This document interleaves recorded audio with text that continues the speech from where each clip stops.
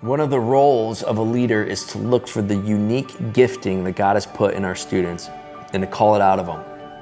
I love when Paul in 1 Corinthians 12 compares his church to a body with eyes and ears and a nose and hands. Every student is made with gifts and abilities that God has placed in them to help build up his church and ultimately to join God in doing what he promised, which was to restore this world and bring his kingdom to earth as it is in heaven. A part of our role in youth ministry is not only to teach the students about joining God in this great call, but also to help them to see they have gifts that God has placed in them. Gifts that he has placed in them for a specific reason. Gifts that are meant to be given away. How did your family start to attend Cornerstone? Like, how long have you been here for? I honestly have no idea. We've been at Cornerstone for 7 years. We moved to Colorado the summer before I went into middle school, into 6th grade. Got it. And so we've been here just about since. Tell us a little bit about your experience within youth ministry. And you don't have to talk about just like leading worship stuff. You could just be like in general.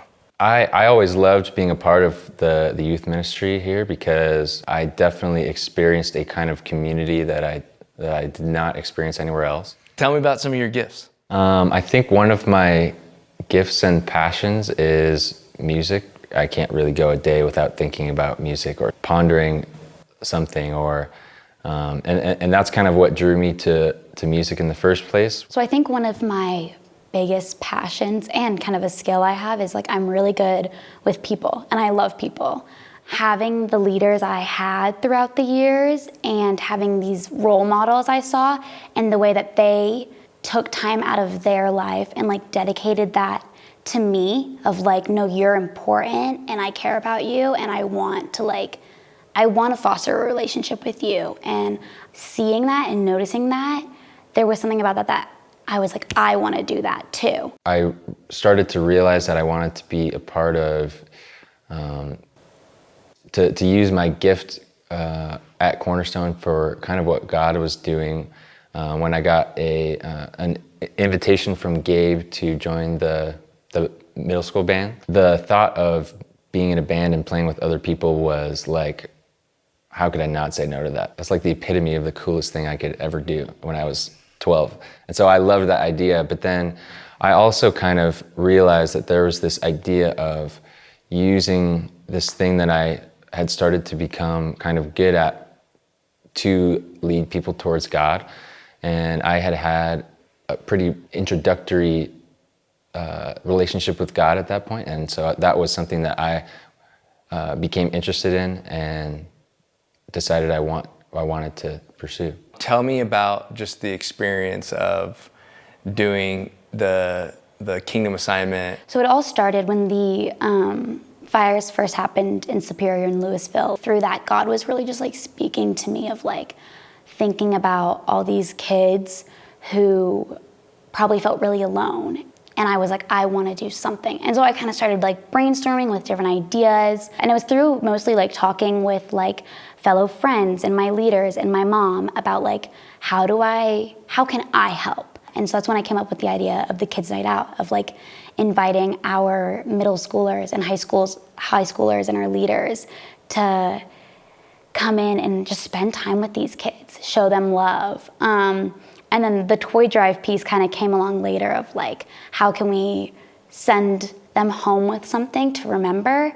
And so I kind of brought all of that to Carrie Casada and was like, is this even possible? And she was like, no, like, let's do it, I'm in. She was very quick to be like, I'm not doing this though, you are. Like, I know you have the skill sets to like put this together and to be organized and get all these pieces and decorate and send out invitations and make videos. And like, she had faith in me to do it. And I think that was when I was like, oh, like this isn't just my idea that I'm like giving to Carrie to then her to go execute. Like, I executed it. One of the most special things is just, getting to be a part of leading other people and drawing them closer to God. There's so many times I would look over at these guys and friends that I'm playing with and be like, wow, I'm so lucky that I get to play music with that person right now, or that I get to do this while they're singing. And yeah, it really is a kind of collaboration with people and with God, and there's definitely a community aspect with that as well, which is one of the things that I did always love best about Cornerstone. If I didn't have an outlet to do this, what I get to do, I feel like I would go insane. And I don't know if there's other people that would feel that way, but I think there's definitely it's just, yeah, something magical that happens when I get to play with people and get to use this gift for God. That if I wasn't able to do that, I would totally be, I feel like I would be depressed or something. I would not be the same person.